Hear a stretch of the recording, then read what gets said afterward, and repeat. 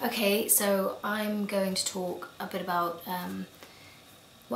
about several concepts and topics that we've been exploring throughout this project, and hopefully tie some things together for you. Mainly about childhood. I'm going to talk about two examples, which are Beth Thomas and also a man called Richard Kuklinski, who was sort of like a mafia hitman.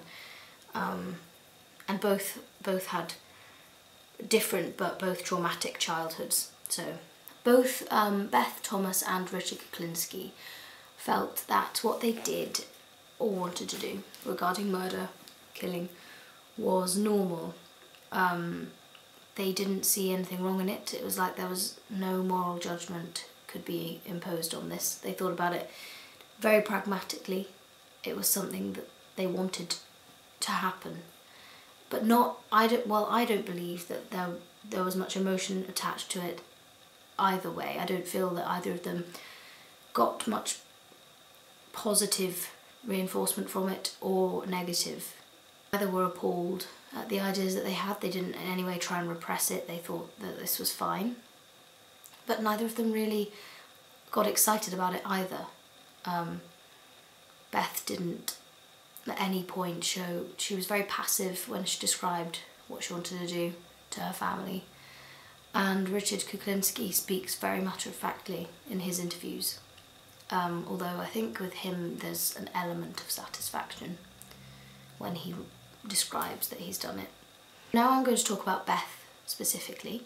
Hopefully you've watched the video so you'll know her background. Firstly, I want to say that I think the fact that at such a young age she was not even considering killing. I mean, it was more than considering. She was certain that was what she wanted, and she tried many times, but you know, because she was a young child she didn't have the wherewithal, so it didn't occur, but she would have done had she been able to. I believe that this desire to kill from such a young age would inevitably have led to her being a serial killer as an adult, had she not been treated, had she not had therapy.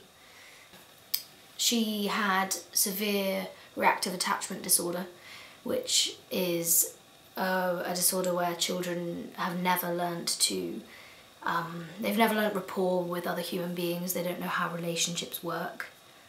Children who don't trust anyone or want to talk to anyone, or children who inappropriately are overly friendly with strangers. They're sort of like both sides of the spectrum. In Beth's case, she hated all other human beings.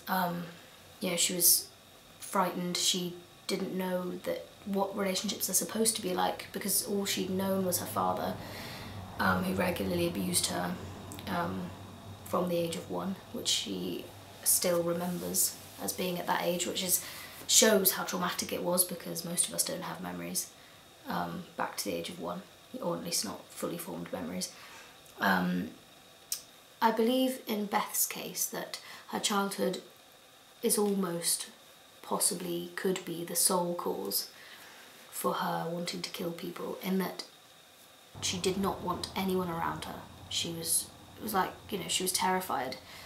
To her, a relationship with someone else, with another person, meant abuse, or it meant neglect. So she didn't want people around her. She saw that, you know, I believe her desire to kill was, you know, a defence mechanism against this, a safety mechanism, whereby she would eliminate all other people around her so that she didn't have to have the risk, didn't have to run the risk of being hurt in any way.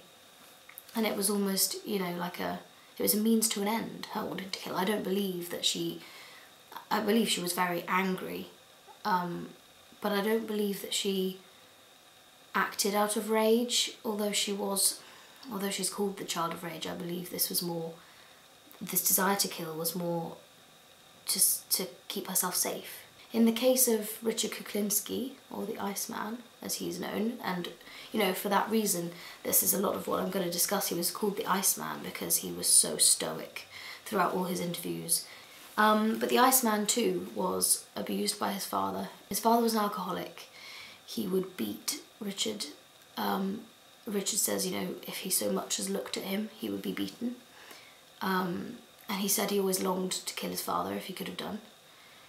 And I believe, you know, as is the case with Beth, I believe that he wanted to kill his father so that he didn't have to suffer what his father inflicted upon him anymore. I don't think he would have enjoyed the process of killing. I think he just would be glad that his father was gone. And that was the way to do that, was to kill him. His first murder was at age 18, when he killed a man who had embarrassed him or humiliated him in a bar one night, and he went and found this man in his car, just set fire to it. And when he tells about it, he's very, very passive. You can detect some satisfaction. I believe that that's, you know, he's got what he wanted. The man is now gone, rather than particular enjoyment of you know, violence. He obviously can't be against violence, or he wouldn't have, you know, he wouldn't be in the job that he's in. So I believe it's not entirely revenge motivated. I believe it's more a desire to erase this person from his life. He wasn't the sort of serial murderer who really goes out on a high when they kill someone. He wasn't frightened by it. You know, I don't even believe he got particularly emotional about it either way. I don't, you know, and also he did it for financial gain. This was his job. It was complete normality for him. You know, he only really, apart from maybe a couple of occasions, killed because he'd been asked to, you know, for a price. I believe that in almost all cases, environment plays a big, big part of becoming a serial killer. But, you know, everyone has traumatic incidences in their childhood and they don't all become serial killers. So I believe you've got to team this bad upbringing with some kind of genetic defect, which combined will cause you to act in the way that you do as a serial killer.